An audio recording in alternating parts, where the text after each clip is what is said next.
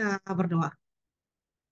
Kami menyerahkan Tuhan pertemuan malam hari ini. Kami butuh kemampuan dari Tuhan. Kami butuh anugerah-Mu ya Tuhan Yesus. Beri kami konsentrasi. Dan kami berdoa secara khusus buat cuaca yang sedang kurang baik sehingga di berbagai tempat teman-teman sering ada gangguan sehingga mereka keluar dari Zoom ini dengan tiba-tiba.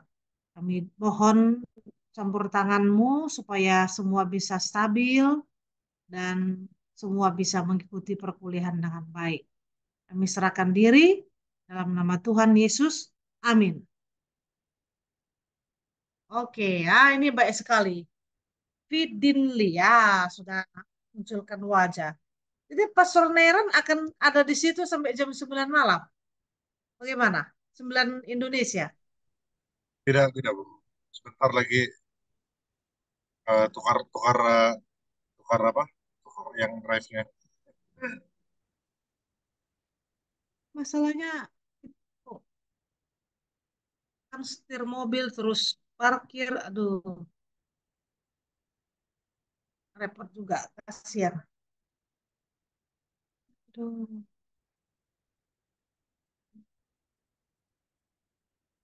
Baiklah, semua setelah membaca materi-materi mana, ndak ada yang kumpulkan tugasnya. Bisa dimengerti kah materi itu? Paham?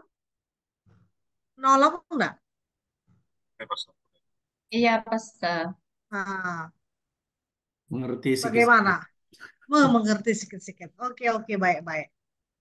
Mari kita diskusikan ya. Memang dia banyak teori. Filsafat pendidikan itu memang begitu. Di mana filenya? Sebentar, saya cari. Itu judulnya, judulnya apa? Filsafat. Iya, oke, sudah betul. Saya share screen dan review sedikit ya yang kemarin. Betul ini kan? Oke. Baik. Tapi ini rekan-rekan yang lain belum masuk nih. Sayang sekali nanti mereka tinggalan. Eh, ini ya kemarin kita ya sudah ya. Pendidikan pelosok. Saya mundur lebih jauh.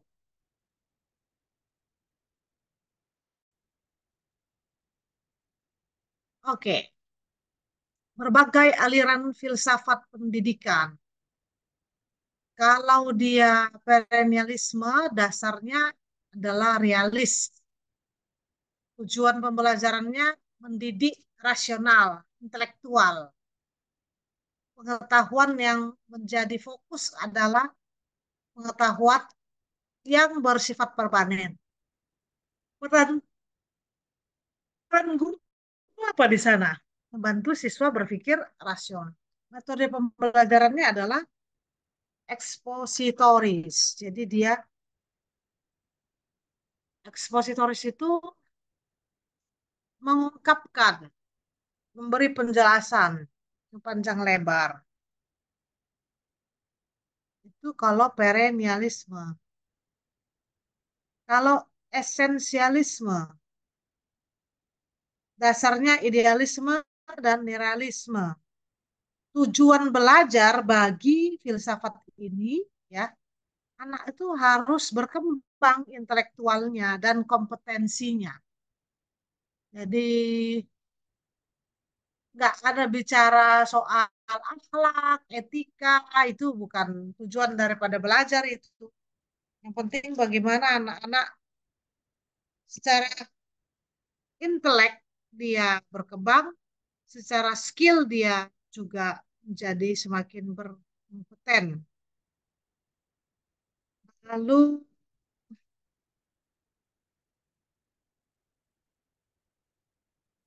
guru itu memiliki otoritas ya yang kuat sekali.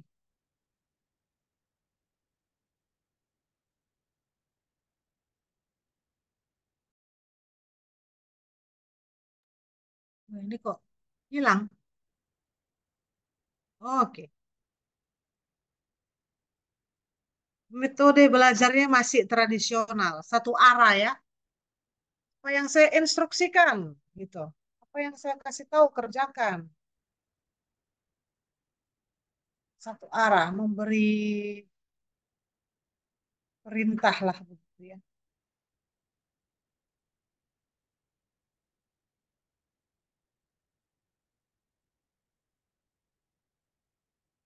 Ya, nah saya ini dari jam 2 pagi, ini saya udah mulai habis baterai nih. Oke, nah ini bagus ya, rekonstruksi ini. Saya pengen dengar dari teman-teman mana. Ada yang mau share kah?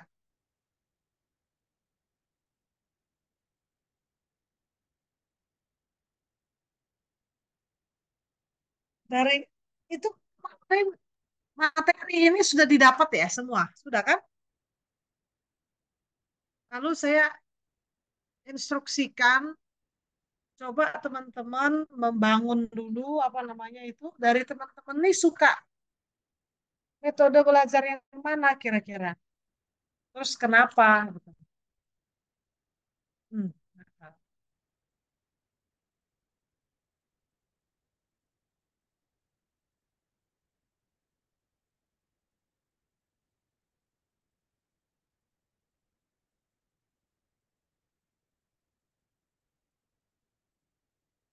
Bolehkah kita ada yang share? Ibu Beatrix pilih yang mana?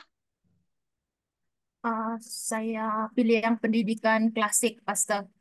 Waduh, kita mau dengar ini. Kenapa? Coba, silakan, silakan. Ah, saya teringat yang kita pelajari semalam tentang penggunaan robot, kata Pastor. Bagi saya,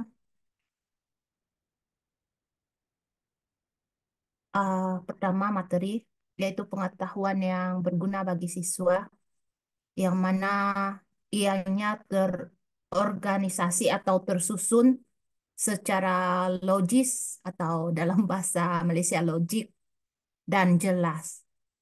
Dan yang kedua adalah guru sebagai ahli ataupun pakar dan di mana dia menjadi model ataupun panutan bagi pelajar ataupun siswa, di mana siswa adalah individu yang pasif, yang mana cenderung menerima pengajaran. Itu dari siapa, Ustaz? Thank you. Pak Sri,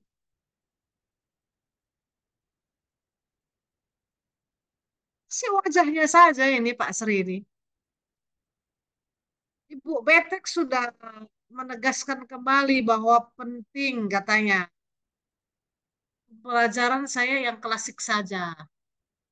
Karena menurut Bu Beatrix, guru itu perlu jadi role model ya, jadi teladan. Oke, ada tanggapan dari teman-teman yang lain?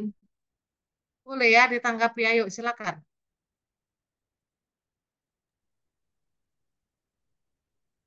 Kalau dari saya, Kira-kira Bu, kalau ya ya, silakan silakan. kalau dari saya adalah yang saya pilih adalah pendidikan progresivisme. Kalau itu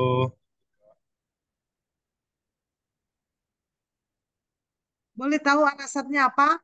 ya penjelasan tentang teori pendidikan progresivisme ini sebagai pendidikan yang cocok lah, cocok maksudnya cocok baik gitu ya, yang saya dapat lah.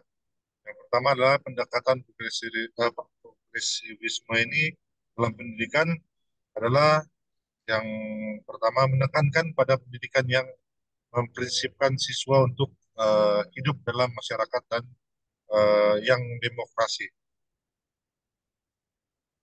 Yang kedua adalah memungkinkan siswa untuk belajar melalui pengalaman langsung pengalaman langsung, berpikir kritis dan memecahkan masalah. Gitu. Nah, yang kedua, poin yang kedua adalah peran guru dan siswa dalam eh, progresivisme ini adalah guru berperan sebagai pembimbing.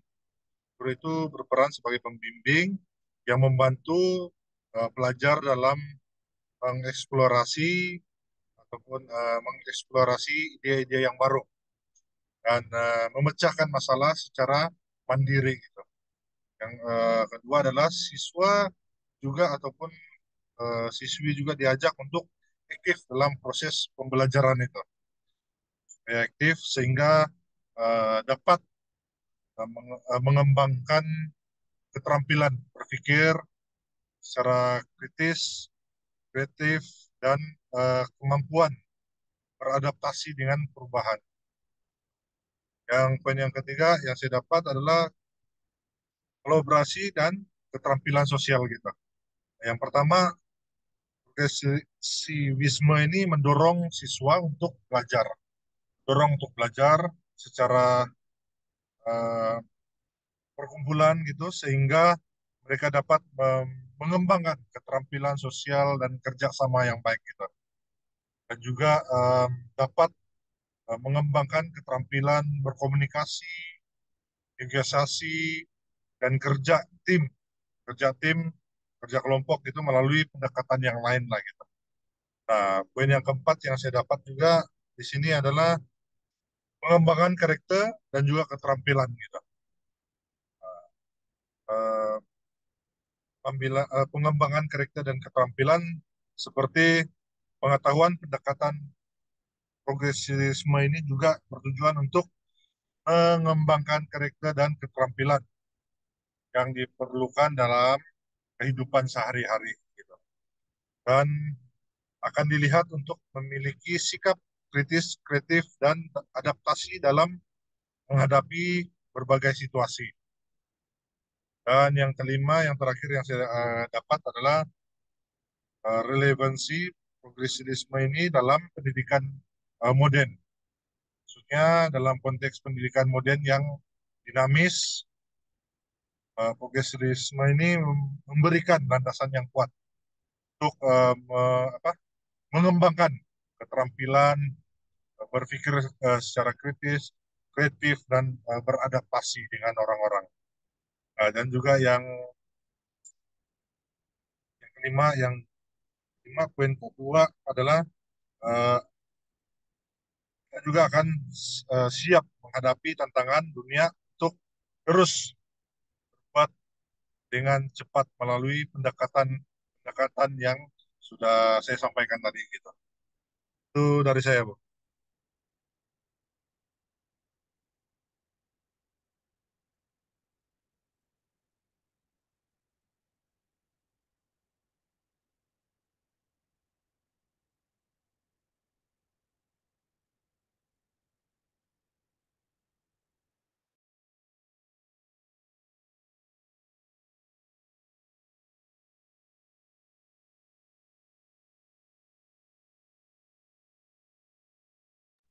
Silakan Pastor. Silakan Pastor.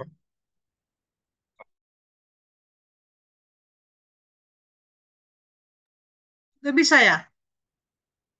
Sudah Oke, mulai merekod. Ya.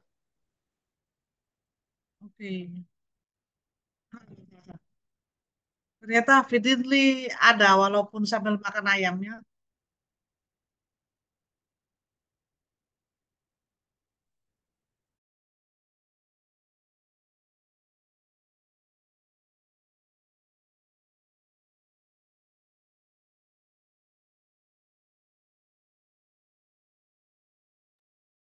Saya lanjutkan saja ini. Oke. Tadi itu ulasan dari Pastor Nairan tuh baik sekali. Ini saya lagi share screen enggak? Mohon maaf. Belum lagi, Pastor. Oh, belum lagi. Ya, ya. Oke. Sebenarnya, selamat malam Pak Jovis. Malam, Bu. Sorry lambat Ya, masuk. puji Tuhan. Turut senang. Ya, tadi lain putus-putus. Baru dapat masuk. Oh. Boleh tahu kalau di sana itu provider sinyal itu dari mana? Oh, di Malaysia itu.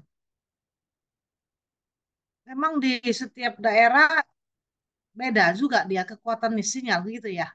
Ya, di setiap daerah ada sinyal sendiri, pencawangnya sendiri, Mas Sor. Cuma sekarang kebanyakan pencawang apa telekomunikasi ini sekarang tengah maintenance, ya kan maintenance. Hmm. Mereka upgrade ke 5G. Oh begitu ya. Ya, Oke oke oke. Ibu Aida Poluan. Bu Aida.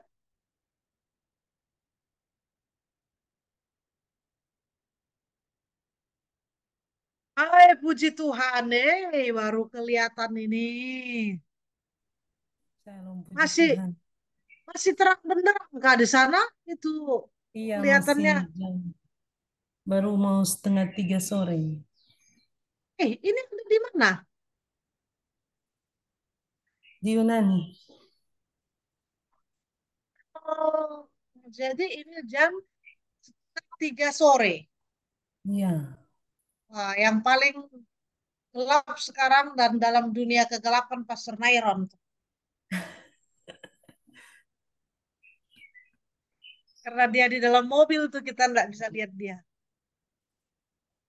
Ada kesian. Baik, baik, baik. Oh, puji Tuhan.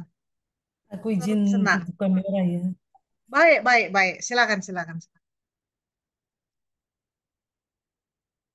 Oke, tadi Pastor Nairon terakhir sempat mengulas bahwa progresivitas ya, ya di filsafat itu progresivisme. Dia cenderung ke sana karena senang melihat bahwa eh, filsafat pendidikan progresivisme itu menekankan untuk membawa anak didik kepada permasalahan real di tengah-tengah masyarakat. Ya begitu. Tadi teman yang lain pilih yang secara klasik saja karena kita di masa sekarang ini kalau untuk resource ya, untuk resources itu terlalu beragam dan terlalu banyak kita bisa dapat dari mana saja. Tapi guru yang memberi teladan hidup itu malah sulit sekali ditemukan. Maka ada teman-teman tadi yang bilang apa? Oh, saya eh, lebih senang cara pembelajaran klasik saja, di mana semua orang masih ketemu dalam ruangan yang sama, berinteraksi, saling mengenal. Ya, jadi ini bukan masalah salah dan benar. Ini tinggal perspektif Anda aja, mau pilih yang mana. Ibu Ranggai mau coba? Iya, Silakan. Pastor. Oke, Silakan. saya memilih kepada rekonstruksionisme Oke. ataupun interaksional lah. Kenapa? Saya akan mendefinisikan dulu apa itu teori rekonstruksionisme. Adalah aliran filsafat pendidikan yang berusaha merombak tata susunan lama dan membangun tata susunan hidup kebudayaan yang bercorak modern. Jadi, ia berpandangan realitas selalu berubah-ubah sehingga perlu dilakukan rekonstruksi atau penyusunan kembali tatanan kehidupan lama menjadi tatanan baru. Ada beberapa uh, pemikiran rekonstruksionisme dalam pendidikan yang dapat saya uh, cari. Yang pertama, pendidikan harus diarahkan untuk pembaharuan dalam sistem sosial. Pembaharuan harus dilaksanakan segera demi kepentingan sosial. Yang kedua, sekolah dianggap sebagai agen utama dalam meningkatkan keadaan hidup manusia dan membentuk masyarakat baru yang lebih baik. Yang ketiga, guru tidak hanya bertugas menyampaikan ilmu, tetapi juga membawa isu-isu sosial penting untuk didiskusikan. Dan yang keempat, kurikulum harus dirancang untuk mereformasikan sistem pendidikan secara radikal agar lebih peka terhadap isu terkini dan problem sosial. Jadi kebaikan rekonstruksionisme yang pertama, ia mendorong perubahan dan pembaharuan, di mana aliran ini berusaha merombak susunan lama dan membangun tata susunan hidup kebudayaan yang bercorak modern lah. Dan teori ini mendorong adanya inovasi dan perbaikan di dalam pendidikan untuk menghadapi tantangan zaman. Yang kedua, kesepakatan dan konsensus uh, karena ia bertujuan untuk mencari kesepakatan dan konsensus yang paling luas dan paling mungkin untuk dicapai dalam masyarakat. Uh, ini dapat membantu menciptakan tujuan utama dan tertinggi dalam kehidupan manusia. Dalam konteks pendidikan, kesepakatan dan konsensus ini dapat membantu menciptakan kurikulum yang lebih relevan dan efektif kepada murid. Tentang itu juga ia membuat perhatian terhadap masyarakat, di mana ia juga dapat membantu menciptakan pendidikan yang lebih peka terhadap isu-isu sosial dan kebutuhan masyarakat. Dan dia juga meningkatkan kesadaran sosial, di mana fokus pada perubahan dan pembaharuan. Aliran ini dapat membantu menciptakan masyarakat yang sadar akan permasalahan dan lebih efektif dalam mencari solusi. Dan dia mendorong pendidikan yang lebih peka terhadap isu-isu terkini dan problem-problem sosial yang terjadi. Jadi teori ini juga menciptakan lulusan yang lebih siap menghadapi tantangan zaman dan lebih peduli terhadap masyarakat yang relevan kepada keperluan masyarakat ini. Dan saya dapat uh,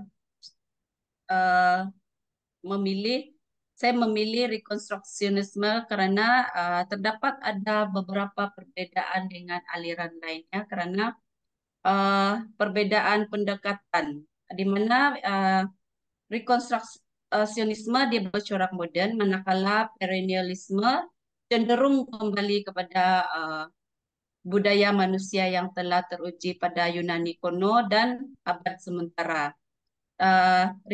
Rekonstruksionisme juga mempunyai perbedaan tujuan.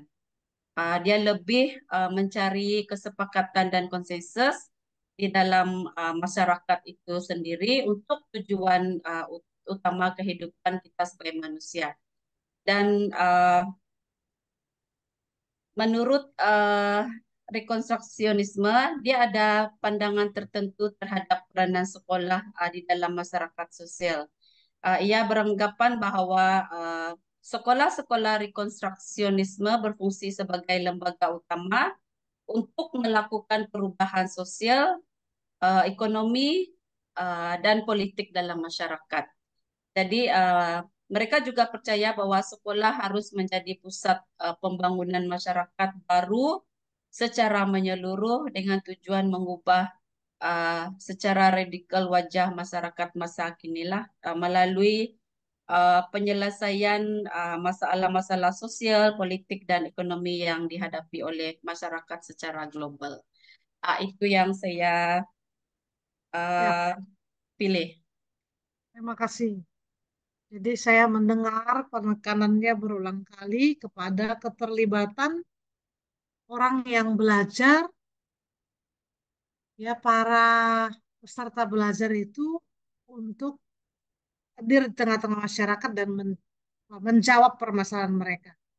Nah, kami di Indonesia mungkin ya berbagi kisah saja bahwa saat ini pemerintah itu menyarankan agar mahasiswa sejak menjadi mahasiswa di kampus sudah berupaya untuk membuat proyek-proyek based on ini ya the situation lah dari masyarakat yang dia layani. Jadi tentu beda-beda kan. Dia akan di tahap-tahap awal, misalnya ini seperti di kampus STI, tahap-tahap awal itu telah terjalin komunikasi dari kita kepada desa yang mau dituju.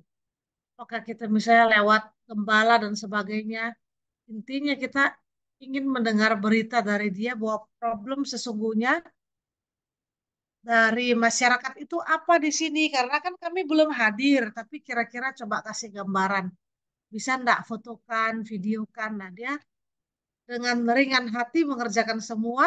Kami di Jakarta sudah merencanakan berbulan-bulan supaya kami bisa hadir ke sana itu bukan hanya baca firman Tuhan, terus selesai, ya kan enggak butuh sampai 1 minggu seperti itu toh. Nah, maka kita pikirkan mau bikin proyek apa. Nah, saya membawa mahasiswa, mereka berkomunikasi dengan gembala, dengar, simak, dengar, lihat, putuskan. Saya minta anak-anak menyimak setiap perkataan, situasi yang ada dan sebagainya. Nah, mereka akan saya bawa turun nanti untuk praktek langsung. Jadi itu juga sangat baik. Namun pertanyaannya, apakah semua mata pelajaran bisa dijadikan praktek? Nyatanya kan tidak bisa. Kalau kita bicara ini ya filosofi pendidikan, kita senang progresifisme, progresif, mahasiswa itu betul-betul dituntun ke dunia nyata dan mereka harus pikirkan bagaimana solusinya. Ya, itu hal baik. Bapak Ibu di Malaysia pernah dengar yang namanya kecap bango dari Indonesia? Kecap bango. Dia gambarnya gambar bangau. Bungkusnya warna hijau. Tahu nggak? Tahu ya. Kecap kan kita hampir semua di mana-mana rasa kecap-kecap itu sama ya. Tapi tidak, karena kita bukan pedagang kecap, jadi kita tidak tahu. Saya juga cuma tahu sedikit-sedikit saja. Jadi kecap bango itu yang sudah sangat terkenal kemudian dibeli oleh PT Unilever itu merupakan hasil dari pemikiran anak-anak mahasiswa pergi ke desa dan mereka mengetahui hasil jual daripada kacang kedelai yang menjadi bahan pokok utama itu terlalu banyak di desa tersebut dan tidak terolah dengan baik. Maka dia pikirkan gimana caranya untuk menolong masyarakat tersebut. Ya, mereka datang kemudian memberi pemahaman. Ya kan harus harus ini dulu, harus pelan-pelan lah, sabar-sabar toh.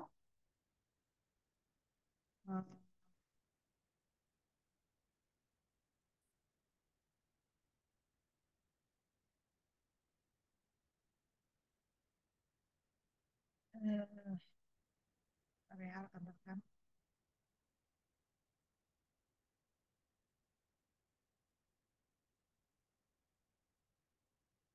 Ya, oke. Jadi itu baik ya ulasan daripada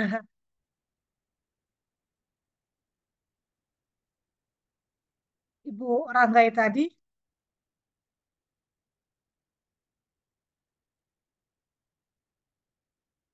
Eh, Sekarang Indonesia mulai banyak merombak pendidikannya karena bertahun-tahun kita merasakan bahwa apa itu namanya orang yang ada di kampus itu, orang yang belajar itu, dia pintar dengan ilmunya sendiri saja, tetapi tidak ada manfaatnya bagi masyarakat. Terkecuali misalnya dokter, ya, ya pasti ya, ibu karena ya medan bekerjanya langsung berhubungan dengan masyarakat. Tapi kalau ilmu sosial, ilmu ekonomi, ilmu hukum, segala macam lah itu. termasuk pendidikan. Bagaimana semua sarjana-sarjana yang belajar ilmu-ilmu tersebut memikirkan bahwa mereka akan hadir di tengah-tengah masyarakat untuk menolong orang-orang yang banyak problem ya. Kenapa harus para sarjana? Sudah orang yang paling pintar di sebuah negara itu dianggap adanya di dalam kampus, begitu. Tapi kalau kampus tidak melakukan atau gini kajian apa ini kajian tugas akhir yang sekarang dikatakan itu penelitiannya tidak ada mengangkat isu dan problematika masyarakat dan tidak pernah menawarkan solusi, tampaknya ilmunya agak kurang berguna. Maka Indonesia banyak merombak kurikulum, banyak merombak metode belajar dan penilaian kelulusan karena mengevaluasi hal-hal seperti itu. Kita mulai sadar betul bahwa orang itu bisa belajar bukan hanya di dalam ruang kelas ya, walaupun tetap model belajarnya di luar kelas itu harus terkontrol dengan jam yang ketat juga supaya bisa dilihat mereka lagi buat apa. Sistemnya lah harus dibangun. Intinya orang-orang pintar di sebuah negara yang ada di kampus, mereka yang belajar ya harus turun ke lapangan, menjawab permasalahan. Ya, memang begitu. Di sini pemimpin kami juga berulang kali mengatakan begitu. Kalau bisa tulisan-tulisan dari mahasiswa kita itu benar-benar menjawab. Orang menulis itu berdasarkan permasalahan. Ada masalah apa yang dilihatnya? Oh, perceraian yang sangat tinggi. Kok bisa orang Kristen banyak yang bercerai? Dia mulai wawancara dengan orang-orang yang bercerai, dengan Pak Gembala dan sebagainya. Dia mengambil sebuah hipotesa bahwa anggota jemaat ini banyak sekali yang apa itu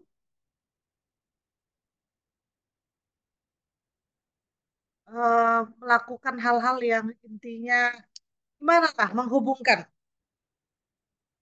kampus menjawab permasalahan masyarakat. Itu penting sekarang, sangat penting. Bahkan pemerintah memberi nilai yang tinggi kepada university atau lembaga pendidikan tinggi yang melakukan penelitian-penelitian terhadap permasalahan di masyarakat dan mereka yang menawarkan ini, menawarkan jalan keluar. Nah, itu baik sekali. Jadi supaya orang pintar ini jadi apa manfaat bagi lingkungannya. Oke, sudah ada 3 orang yang komen tentang hal ini. Eh, Bagaimana menurut kita semua? Ini saya dari tadi ngecek-ngecek ini Pak apa Pak Sri aja maju, masuk keluar ini sinyalnya mereka ya susah ya.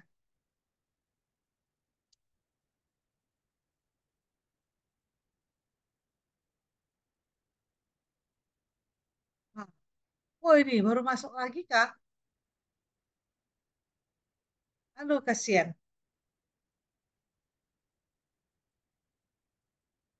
Kita break dulu ya, break dulu aja ya. Oke, Bu, boleh, boleh, boleh. Nah, sambil dipanggil teman-teman yang belum masuk lah. Siap, siap, siap. Oke, thank you, thank you, thank you. Nanti oke. Ya, jadi setelah kita belajar dan saya telah memperkenalkan beberapa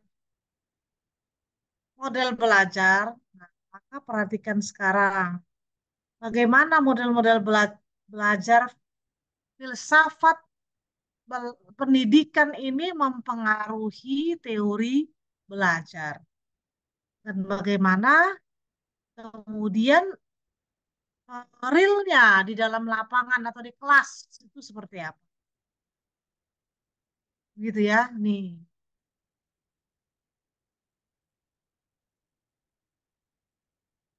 Behaviorisme, karena belajar merupakan perubahan tingkah laku, maka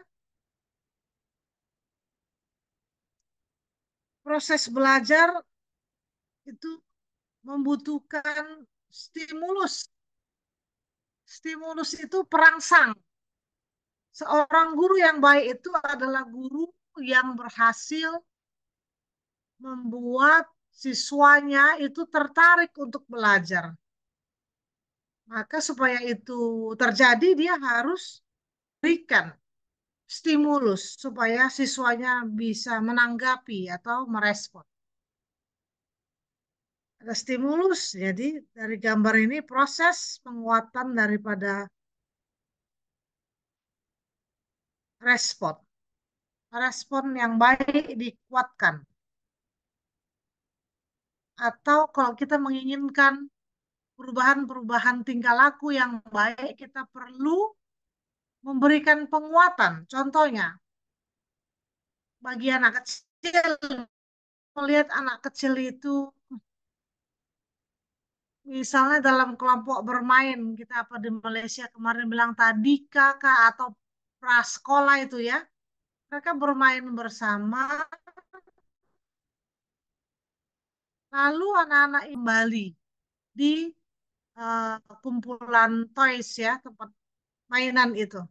Kita menguji, ya ini, ujian daripada gurunya itu memberi penguatan. Kita memuji siswa itu. Mbak, aduh pintar sekali. Kalian sudah melakukan tanggung jawab kalian dengan baik. Kalian uh, ya dipujilah. Pujian itu adalah penguatan terhadap perilaku yang kita lihat. Kita lihat dia rajin, misalnya anak didik kita itu mau membersihkan apa ini kelas setelah selesai kelas dia rajin. Nah, tadinya dia mungkin tidak peduli dengan keadaan kelasnya, kemudian dia menjadi apa ini rajin, kita puji, itu memberi penguatan supaya perubahan tingkah laku yang terjadi itu bersifat lebih lama atau bersifat lebih tetap ya gitu.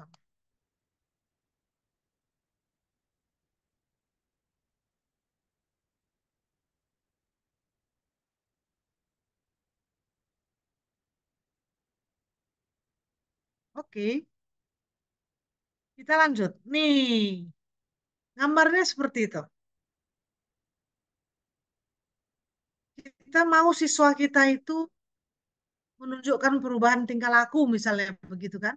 Dengan kita kasih reward di depan. Tapi guru juga memberikan rotan.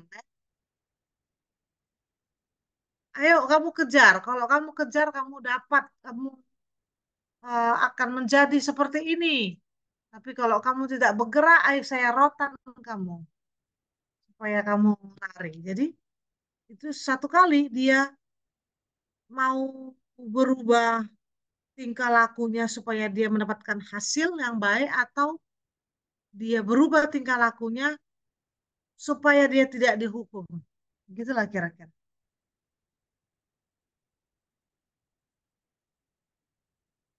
Contoh, nah ini yang sekarang ada di dunia nyata. Contoh bagaimana teori behaviorisme itu diaplikasikan di dalam dunia pendidikan. Satu, dalam dunia pendidikan sering sekali menentukan apa? Tujuan-tujuan instruksional. Kalau belajar ini, apa yang mau dituju? Apa yang tidak dipelajari? Diharapkan mahasiswa setelah belajar ini akan menjadi apa? Bisa mengulangi kalimat gurunya berapa kata, misalnya begitulah. Ada tujuan-tujuan yang harus dituliskan bagi guru atau dosen yang mau mengajar. Tentukan tujuannya. Lalu dia kalau pakai teori behaviorisme ya, dia menganalisis lingkungan kelas yang ada, termasuk mengidentifikasi entry behavior mahasiswa waktu mahasiswa atau siswa sebelum sekolah. Contohnya begini, ini contoh ya. Kita mau mengajak orang yang tadinya tidak bisa naik sepeda motor. Dia hanya bisa dibonceng saja, tapi kalau dia bawa kendaraan itu dia tidak bisa. Atau tidak bisanya bukan tidak bisa sama sekali, dia bisa naik sepeda motor selama misalnya kecepatannya tidak lebih dari 40 kilometer. Jadi lama sekali, nggak nyampe-nyampe.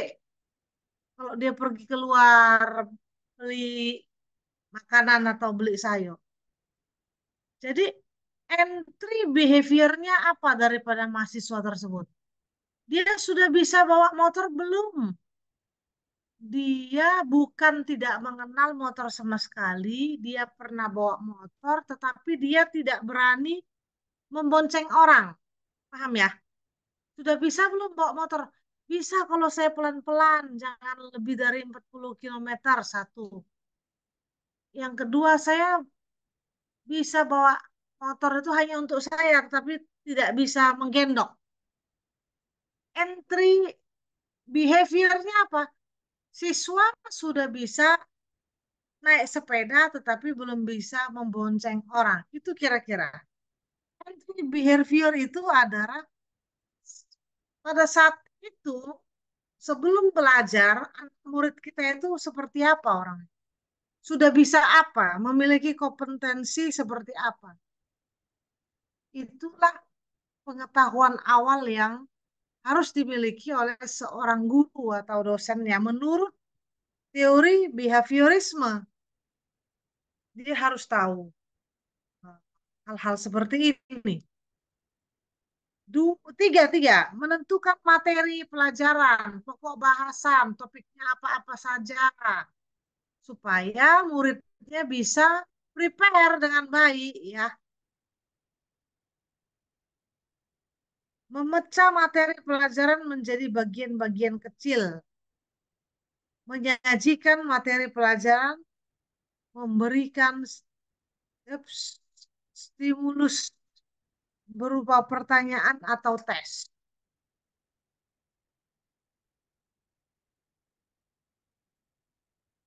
Oke, ini yang ketujuh. Lanjut ya. Mengamati dan mengkaji respon yang diberikan. Memberikan penguatan, tadi sudah ya, reinforcement, memberikan stimulus baru, mengamati dan mengkaji respon yang diberikan, dan bagaimana seharusnya. Coba silakan teman-teman, ada yang mau ditanya dari 12 poin ini.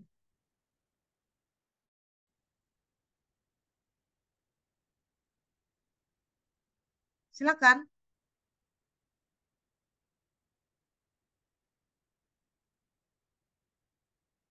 Atau kita lanjut ya? Kalau tidak ada memberi tanggapan, saya lanjut kah? Lanjut dulu, Bob. Lanjut. Masih belum Oke. ada pertanyaan. Ya, inilah kalau pakai teori belajar atau filsafat kognitivisme. Mereka senang apa? Ada perubahan ini kognitif daripada siswa. Ya, persepsi pemahamannya berubah.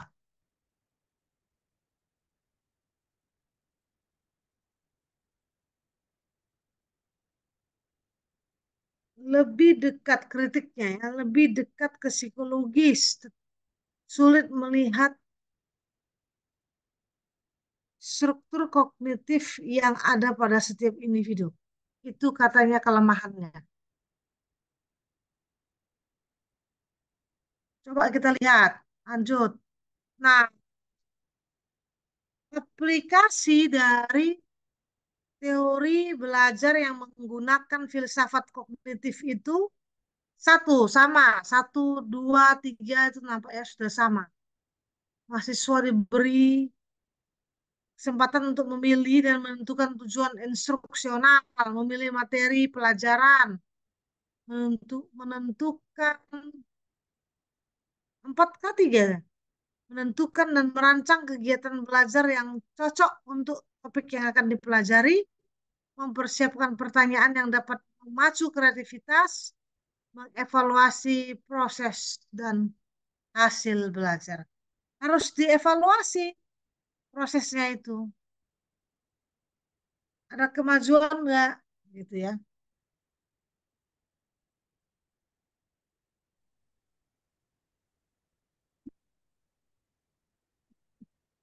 Bu, mau tanya dulu, Bu.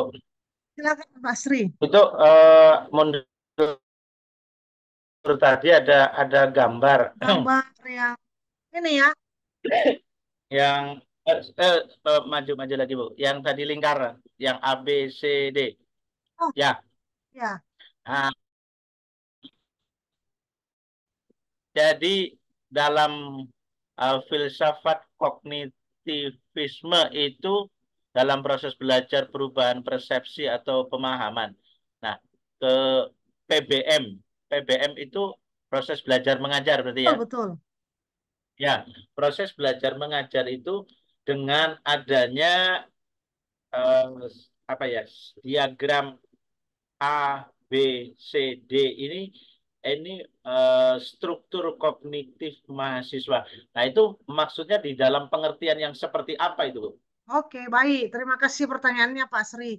Tadi Ya, saya contohkan misalnya, kan ada entry behavior atau situasi daripada siswa sebelum dia belajar. Nah, kalau entry behavior itu di behaviorisme, kalau di kognitif ini, guru itu memetakan tahapan-tahapan peningkatan pemahaman siswa ya. Dari A, struktur kognitif mahasiswa ini. Contoh,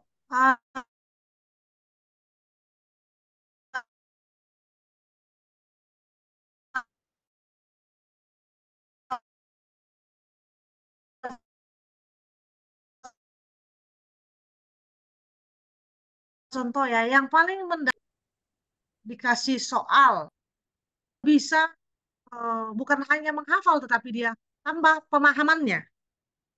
Di C itu dia bisa membandingkan apa yang sudah dia pahami dengan bentukan lain yang mirip, membandingkan. Jadi kan bergerak dia dari menghafal, mulai memahami, dari memahami bisa membandingkan. Dari membandingkan dia bisa kemudian sebenarnya bukan C saja. Nah, itu sampai E, F itu diharapkan sampai 5 dan 6. Perubahan struktur kognitif tertinggi itu adalah ketika siswa itu mampu mencipta, ya, punya karya dari teori-teori belajar yang sudah dia pelajari, dari materi belajar yang dia sudah pelajari, yang sudah dia ketahui, dia hafal, dia paham, dia bisa bandingkan, kemudian mungkin dia juga melakukan evaluasi, baru mencipta. Nah itu, jadi siswa itu berubah secara kognitifnya, ada progres. Tapi orang kan bilang begini, itu makanya dibilang dalam pendekatan kognitif ini ada kesulitannya sebab kan kita nggak bisa lihat, katanya. Susah melihat, katanya. Kalau perilaku masih bisa dinilai. Misalnya siswa yang tadinya membuang sampah sembarangan, tapi akhirnya mereka menjadi pelopor di lingkungan mereka untuk kebersihan lingkungan. Itu kan kelihatan behaviornya berubah. Dari yang tidak peduli menjadi pelopor. Wah, itu peningkatannya tinggi sekali. Nah, kalau kognitif ini bagaimana kita mengukur mereka yang hanya apa itu bisa menghafal, kemudian memahami, bisa kemudian membandingkan, mengevaluasi, menghasilkan karya. Kalau tunggu sampai ada karyanya dulu dibuat, baru bisa dikatakan itu baru kelihatan. Tapi perubahan paradigma kan nggak bisa kelihatan. Nah, itu katanya kelemahan. Tapi semoga penjelasan saya menolong, Pak Sri. Iya, iya betul Ibu. Saya itu tadi lagi berpikir ini arahnya yang seperti apa. Oh, ternyata iya betul. Jadi perubahan kognitif itu memang ya secara ini nggak bisa dilihat ya, nggak bisa dilihat. Tetapi mungkin itu tadi. Jadi kalau artinya bahwa katakanlah seorang mahasiswa dia bisa menciptakan sesuatu, ya baru itulah hasilnya. Tetapi selama itu di dalam proses perubahannya, ya orang tidak bisa melihat kan orang itu dia kuat menghafal atau tidak kalau dia tidak mengucapkan. Dan terus dari tahap struktur proses tentu berkelanjutannya. Ya, kira-kira sangat-sangat membantu sekali. Terima kasih, Ibu. Sama-sama. Ada yang lain?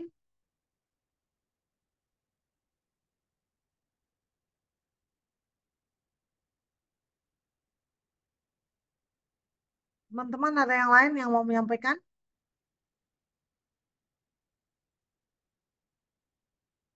Mungkin Pak Sri bisa nggak? Kemarin kan saya beri tugas. Tadi kan yang sudah menyampaikan pilihannya baru 3 orang. Pak Sri masih di sana?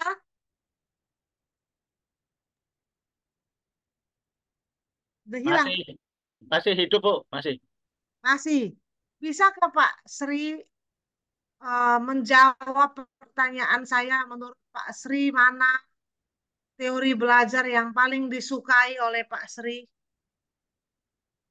Kalau berdasarkan teori belajar, saya menyukai semuanya, Bu. Karena Kalau dengan saya, ya alasannya itu setiap teori pembelajaran itu masalahnya ada plus minusnya semua, Bu. Kalau saya hanya memilih salah satu dari teori belajar itu karena itu kan ada kelebihan ya itu tadi saya bilang ada plus minusnya. Jadi kalau hanya menekankan katakanlah kepada eh, teori belajar apa ya yang pragmatis yang itu kan mereka itu ada masing-masing kepada penekanan katakanlah dalam proses pembelajarannya seperti A, yang satu seperti B. Ya, kalau saya melihat secara keseluruhan dari teori ini, ya saya kalau bisa diambil dari semuanya itu supaya justru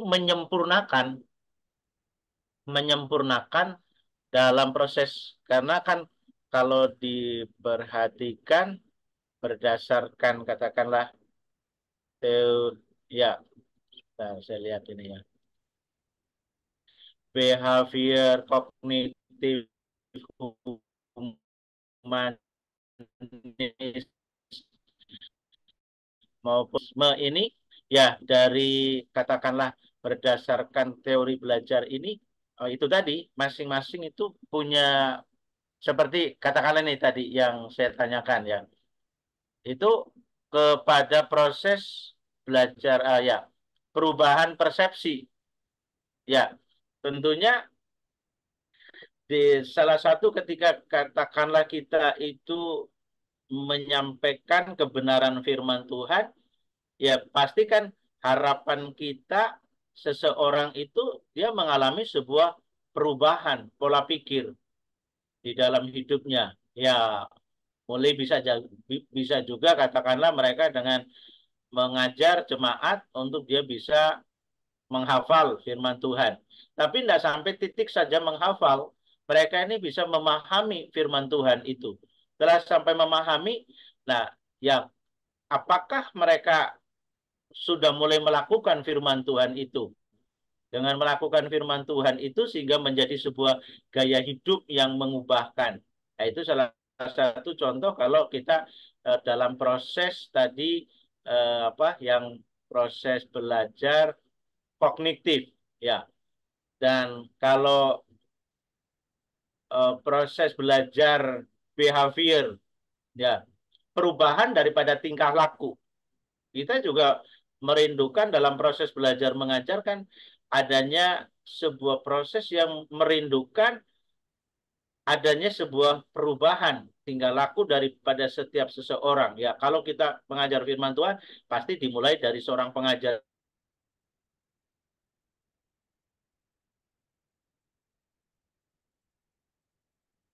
Hilang kak?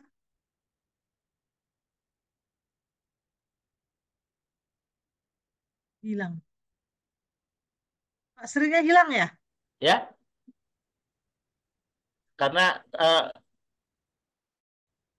internet di saya sementara agak ini tadi informasinya. Jangan sampai suara saya sudah berbicara panjang lebar, luas, dalam, dan tinggi.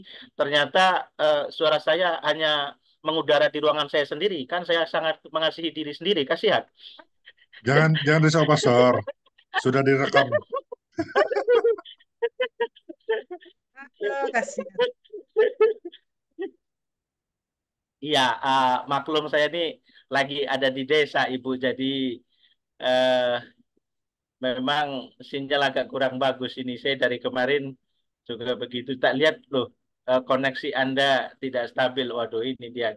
Saya dari tadi tak lihat-lihat kok koneksi saya juga nggak stabil-stabil. Nah, itu berarti dompetnya juga masih perlu Itu distabil. sangat itu dia. Itu namanya ini masuk di dalam filsafat apa ini ya? Ini kira-kira kalau mempengaruhi itu dompet ini, Bu. Itu apakah masuk di dalam behavior itu perubahan perilaku atau ada masuk di dalam mungkin progresif kayaknya Bu. Ada sebuah progres. Jadi itu maksudnya jadi kalau apa ya? Dompet yang mungkin pengaruh dari mungkin isinya yang tipis terus jadi menjadi tebal itu kan sebuah proses perubahan progres. Jadi termasuk di dalam filsafat kan itu juga sesuatu yang progres, ya kan? Nah, bahaya pastor kita satu ini. Saya mencoba menampilkan wajah saya di bawah terik matahari yang memang masih sangat panas ini. Kira-kira begitu Bu. Jadi kalau Ibu bertanya kepada saya memilih proses belajar mengajar di filsafat apa teori filsafat yang mana, saya sih kayaknya mau pilih semuanya Bu. Ada?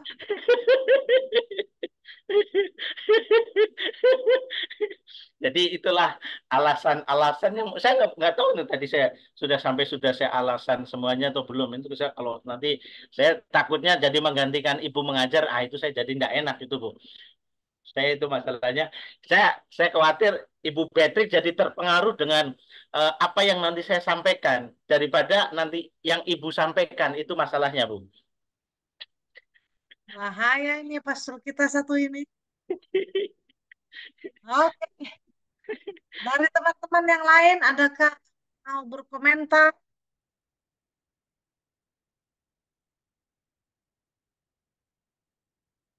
Silakan. Siapa yang baru join nih ya? Darius Lee.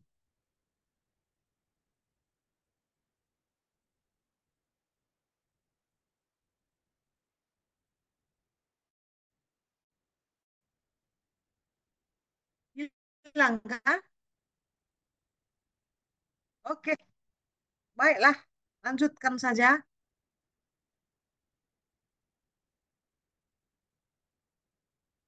Ups.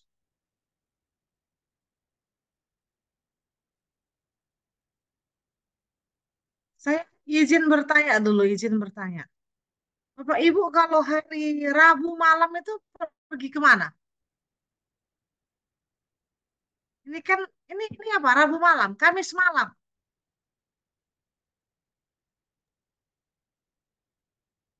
Ini kan sudah hari apa nih? Ini hitungannya hari Rabu malam, Bu. Ini Rabu malam. Kamis Iya. malam? Kalau Kamis malam besok, Bu. Kalau Ya, ini besok. namanya hari Rabu malam Kamis ini, Bu, namanya, Bu. Ah, betul. Ada ada kegiatan di mana, teman-teman? Ada Aike kami Pastor. Jam berapa, Kak, akhirnya? Biasanya Tujuh IK setengah. ya, Ya, tujuh Berarti setengah. 6.30 Indonesia ya. Ah ya, ya. iya. Akhir selesai jam berapa? Training iCare, Bu, Pastor. Training IK dari jam 7:30 hingga jam 9 gitu. Besok Pastor, besok Aike kita. IK Kami, Iya, iya. IK baru besok gitu. ya. Ini kemudian kalau sebentar nih, saya lihat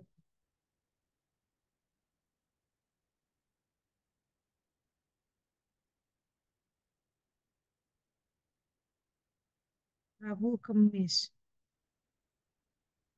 Jumat kemana Jumat? Ada doa. Doa di gereja. Aduh, luar biasa ya.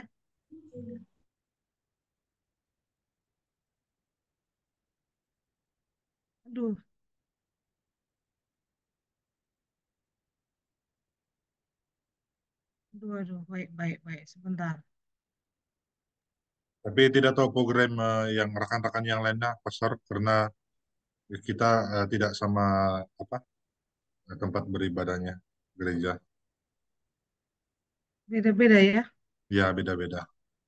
Karena itu mungkin ada yang beza-beza program mereka setiap hari lagi.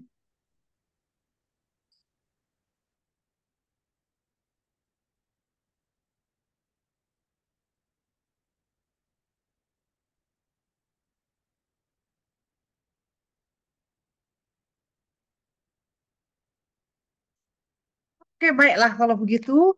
Saya hanya ini loh. Saya sedang tidak ada di rumah. Jadi saya takut kalau yang punya tempat ini nanti tiba-tiba keluarkan saya. Di sini kan nggak bisa lanjut kelas ini loh. Tapi kita cobalah. Sebelum diusir katanya gitu. Lanjut ya. Iya, setuju, Bu, sebelum diusir, Bu. Ya, Jangan begitu dong Pak Sri. nanti Pak Ya, Sri yang lanjutkan, Bu. Jangan dong Pak.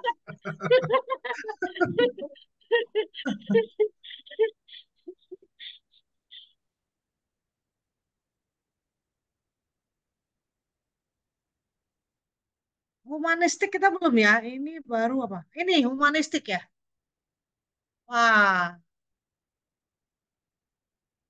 memanusiakan manusia.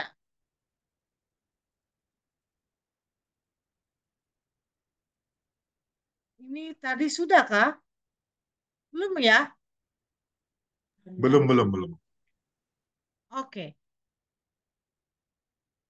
Penting sekali untuk apa? Menentukan tujuan instruksional, menentukan materi pelajaran, mengidentifikasi entry behavior mahasiswa, mengidentifikasi topik-topik yang memungkinkan mahasiswa mempelajarinya secara aktif, bisa mengalami, ya pelajaran itu harus apa?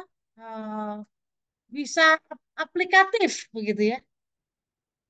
Kemudian kadang sering mendesain lingkungan ya, lingkungan belajarnya supaya mereka bisa mencontoh dan mengaplikasikannya sesuai dengan kebutuhan hidup mereka. Nah, kadang-kadang dosen misalnya mengajar dengan praktek-praktek yang lebih nyata lah, supaya mahasiswa langsung bisa aplikasikan bagi lapangan mereka.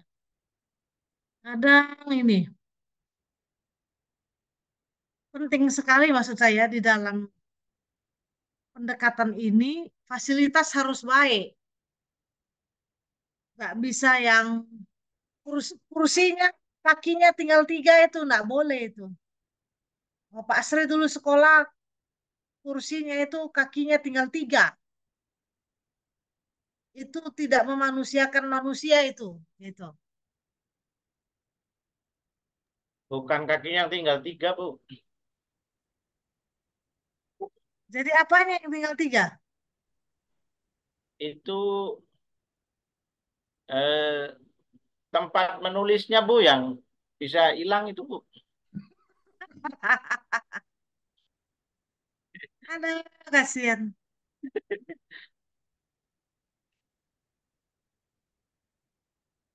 Penting ya media, fasilitas. Jadi para guru yang menganut teori humanistik ya dalam pendekatan belajarnya, mereka itu sangat sangat apa ya, sangat toleran kepada siswanya. Bukan orang-orang yang mendikte, mendikte dalam arti begini, mendikte itu memberi perintah supaya harus diikuti. Bukan. Jadi ya, dia betul-betul menjunjung tinggi nilai kemanusiaan itu. Ya, sehingga kalau siswa tertidur nih, siswa tidur di ruangan kelas. Guru-guru yang punya filsafat teori humanistik, dia tidak akan mau mengganggu siswa tersebut. Tidak akan dibangunkan juga. Ya, dibiarkan saja. Mungkin dia sedang letih ya, atau apakah gitu. Ya, begitulah kira-kira ini.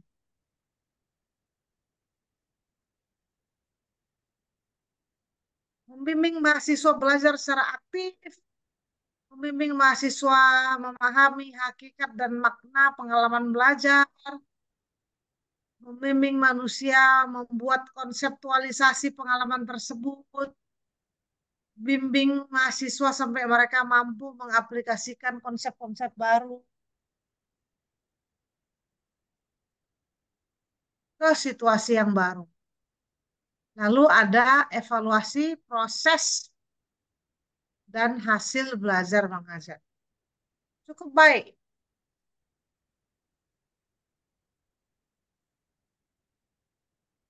Lanjut, ini kesukaan dari beberapa orang di antara kita.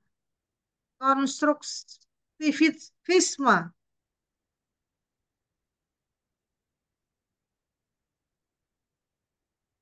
Ini merupakan aliran filsafat atau pengetahuan yang menekankan bahwa pengetahuan kita merupakan hasil bentukan, hasil konstruksi, bukan apa ya, disetrum berubah gitu. Disetrum dia langsung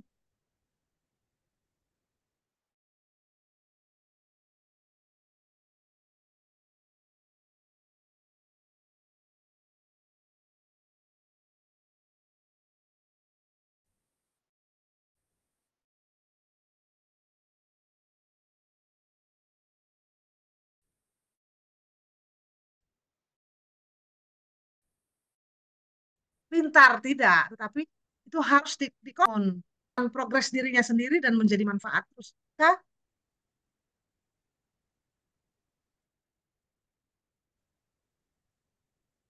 uh, Saya langsung jadi terbayang itu memang seperti orang membangun sebuah bangunan ya, Bu ya. Jadi membangun dengan konstruksinya. Jadi artinya bahwa ketika membangun sebuah bangunan, artinya bahwa kan perlu ada sebuah rancangan. Biasanya orang membuat terlebih dahulu gambarnya, apa, gambar bangunan, terus akhirnya merancang berapa biayanya, kemudian baru mulai mempersiapkan tempatnya, lokasinya, membuat fondasi apa pertama ya awal daripada bangun sampai akhirnya bangunan itu menjadi sebuah uh,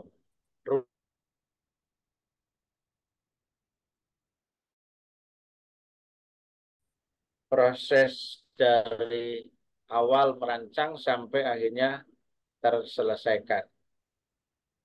Konstruksi, ya. Saya melihatnya mungkin seperti itu, Bu. Tapi ya saya, apakah benar pandangan saya seperti itu atau mungkin lebih hal yang lain dalam hal proses belajar mengajar. Ya, saya Oke, siap.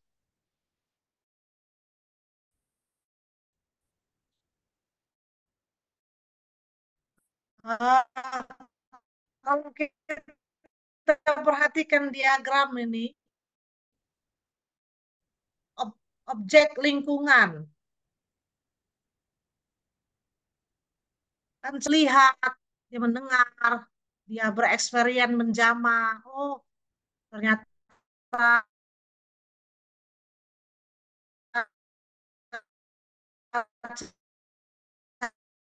cairannya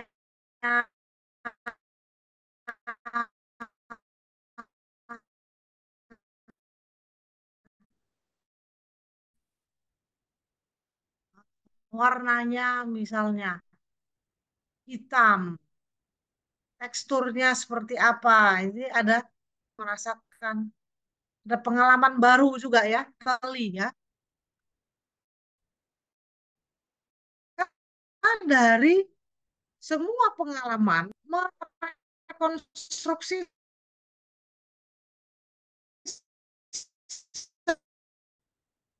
itu, pelajaran itu saya pelajari dari hari ini mungkin sudah lebih dari 30 tahun yang lalu, tetapi saya bisa mengingatnya dengan baik. Sebab apa? Saya lihat saya sudah biasa makan roti, tapi ketika guru saya mempraktekkan, nah itu saya melihat, saya dengar, saya pegang rotinya, saya cium, saya rasakan. Oh iya ya, ternyata kalau kita mengunyah roti itu sama saja kita seperti makan nasi putih.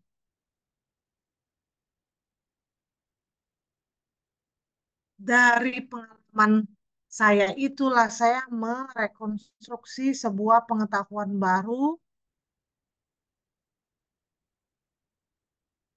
bahwa tepung itu jika dia kena air liur dia akan menjadi gula yang tinggi. Maka saya akan menghindari misalnya memakan makanan yang punya gandum ya pembuat roti itu atau apa. Hindari supaya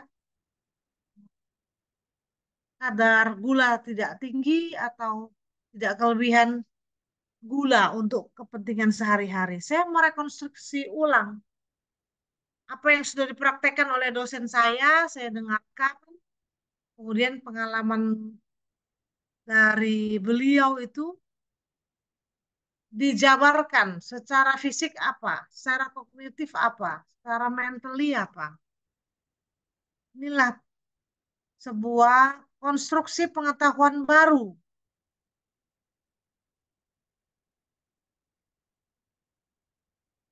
Student Center Learning Strategy. Belajar aktif, belajar mandiri, belajar kooperatif, dan kolaboratif, self-regulated learning, generated learning. Model pembelajaran kognitifnya PBL, problem based learning, discovery learning, cognitive strategies, project based learning. Ya, pokoknya kata inti atau penerapannya itu adalah bagaimana membuat siswa itu betul-betul hadir di tengah masyarakat dan menjawab permasalahan masyarakat. Maka dikatakan apa? Model pembelajaran kognitif itu menekankan problem based learning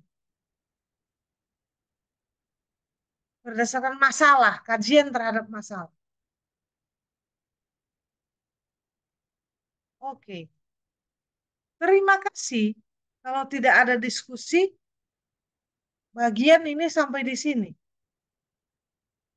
Kecuali kalau ada diskusi yang lain.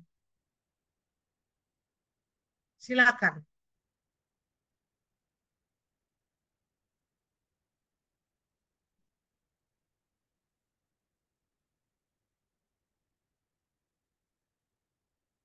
Apakah mungkin saya lihat dari CCTV di gedung sudah mau dikunci.